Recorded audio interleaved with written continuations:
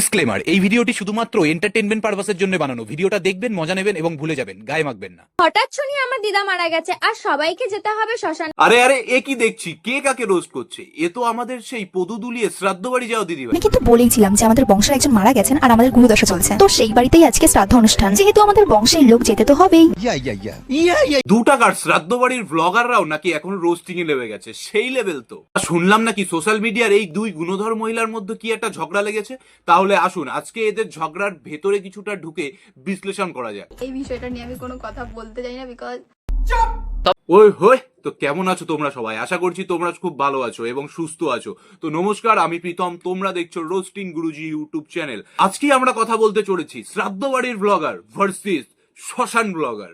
আশা করি তোমরা বুঝে গেছো আজকে এই দুজনকে নিয়েই। তো চলো বেশি পাকামো না মেরে শুরু করা যাক আজকের ভিডিও।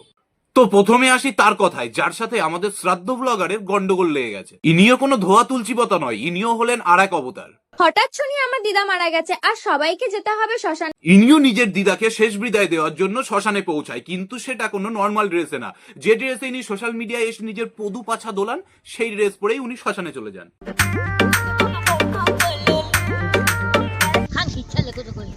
কথাই বলে না, বন্ধুত্ব তাদের সাথেই হয় যারা তোমার মনের মতো, আর গন্ডগোলও তাদের সাথে হচ্ছে যারা তোমার ক্যাটাগরির। হ্যাঁ, একজন শ্রাদ্ধ বাড়ির খাওয়া দাওয়া ব্লগ করে আর একজন শ্মশানে গিয়ে নিজের ঠাম্মার শেষকৃত্য ব্লগে দেখায়।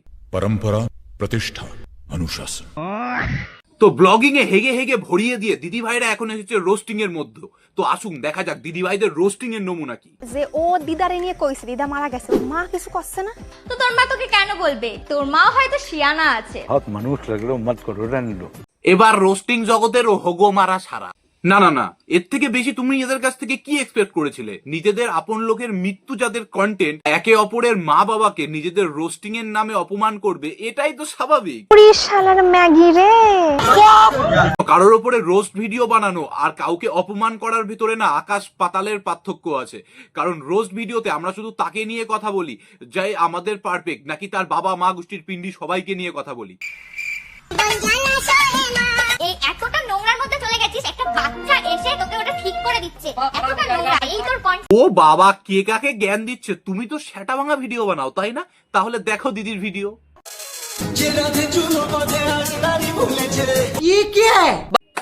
সেটা ভাঙা ড্রেসিং সেন্স।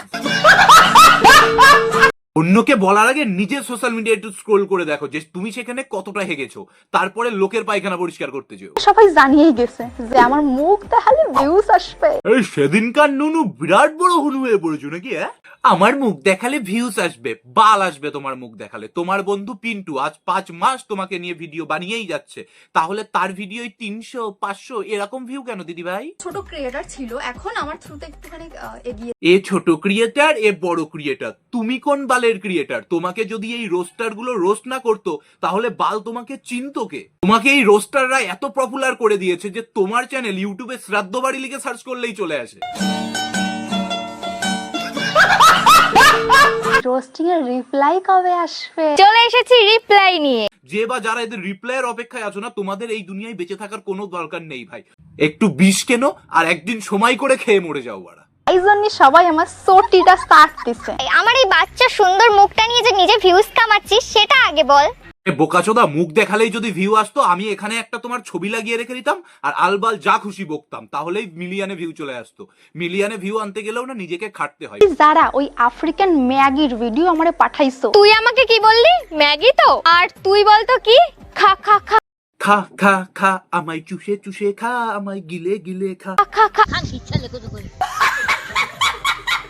একজন ম্যাগি বানাচ্ছে আর একজন খা খা করছে। জনগণকে কি তোমরা পাগল চোদা পেয়েছো নাকি? এই না হলে রোস্টিং ভাই, 100% পিওর রোস্টিং। আমরা তো এখানে বসে শুধু গাধার বাল ছিঁড়ছি। কারো বাড়ি অনুষ্ঠানে যাওয়া আর কেউ মূর্তি যাওয়ার সময় ভিডিও করা, দুটো ডিফারেন্ট জিনিস। কবে বুঝবি তোর মাথার মধ্যে ঘিলু কবে আসবে? আচ্ছা, তাহলে ভাই আমার মাথার মধ্যে ঘিলু টিলু নেই, আমি সত্যিই মাথা মোটা।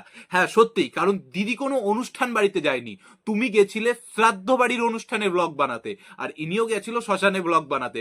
তাহলে দুজন প্রায় একই ক্যাটাগরি, তোমরা হলে একই ক্যাটাগরির পাবলিক। তাই তোমাদের দুজনকে নিয়ে আর বেশি মাতামাতি আমি তো করতে পারছি না। তাই আজকের ভিডিওটা এখানেই শেষ করছি। ভিডিওটা ভালো লাগলে অবশ্যই লাইক করো, আর বেশি ভালো লাগলে আমার চ্যানেলটি সাবস্ক্রাইব করে রাখো। দেখা হবে আবারও অন্য কোনো একটা ভিডিওতে। ততদিন পর্যন্ত সবাই ভালো থাকো, খুশি থাকো। Tata, bye bye.